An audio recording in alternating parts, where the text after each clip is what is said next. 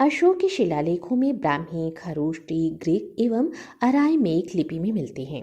अशोक के अभिलेखों को 3 भागों में विभक्त किया जाता है: शिलालेख, स्तंभ लेख तथा गुहा लेख।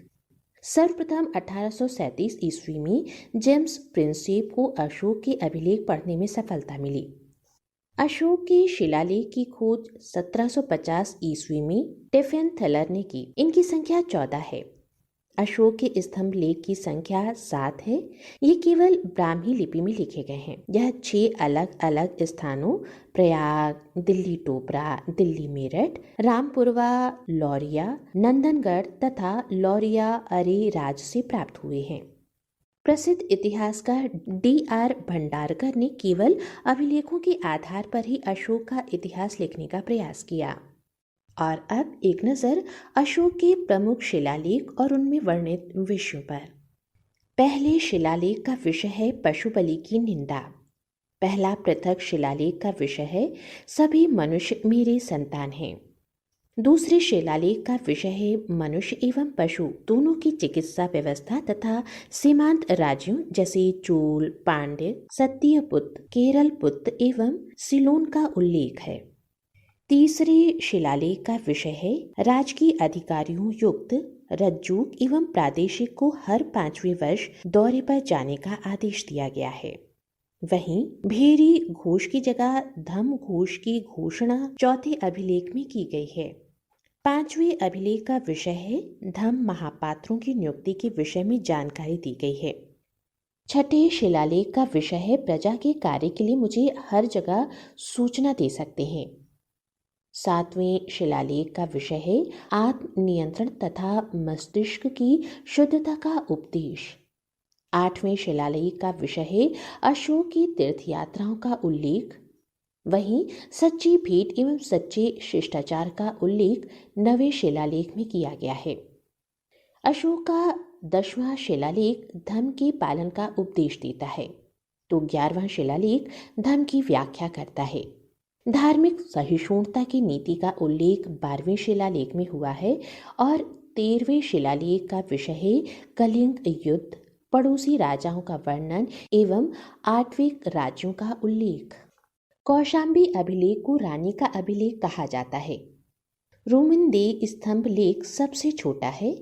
धम्म यात्रा के दौरान अशोक द्वारा लुम्बिनी में भू राजस्व की दर घटाने का उल्लेख रोमिंदेय स्तंभ लेख में किया गया है।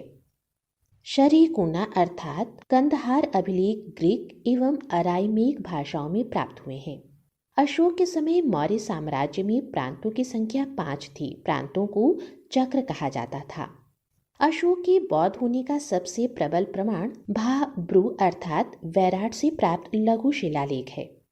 राज्याभिषेक से संबंधित मास्की की लघु शिलालेख में अशोक ने स्वयं को बुद्ध शाक्य कहा है। सोह गौरा अर्थात ताम्र अभिलेख तथा महास्थान अभिलेख में अकाल के समय राज्य द्वारा अनाज वितरण का उल्लेख है। प्रांतों के प्रशासक को कुमार या आर्यपुत्र कहा जाता था। प्रांतों का विभाजन विषय में किया गया था, जिसका प्रधान विषयपति होता था।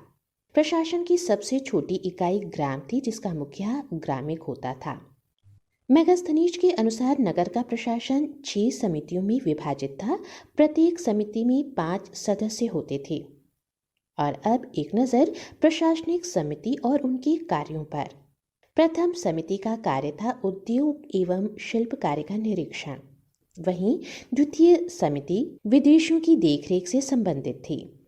तृतीय समिति जन्म मरण का विवरण रखती थी और चतुर्थ समिति व्यापार एवं वाणिज्य की देखभाल करती थी।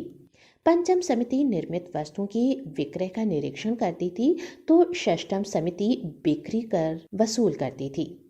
ध्यान देने वाली बात यह है कि प्राच्य या प्रासी या पूर्वी प्रांत की राजधानी पाटलिपुत्र थी, तो कलिंग की राजधानी तोसली, अवंती की राजधानी उज्जैनी, उदीच्य अर्थात उत्तरापथ की राजधानी तक्षशिला और दक्षिणापथ की राजधानी सुवर्णगिरी थी।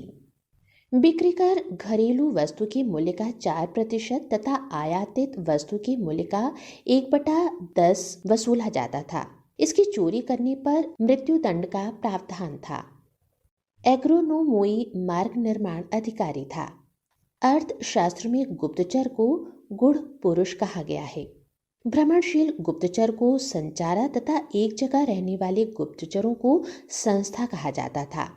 न्यायालय दो प्रकार के थे। पहला धर्म स्थिर अर्थात दीवानी तथा दूसरा कंटक शोधन अर्थात फौजदारी। सरकारी भूमि सीता कहलाती थी।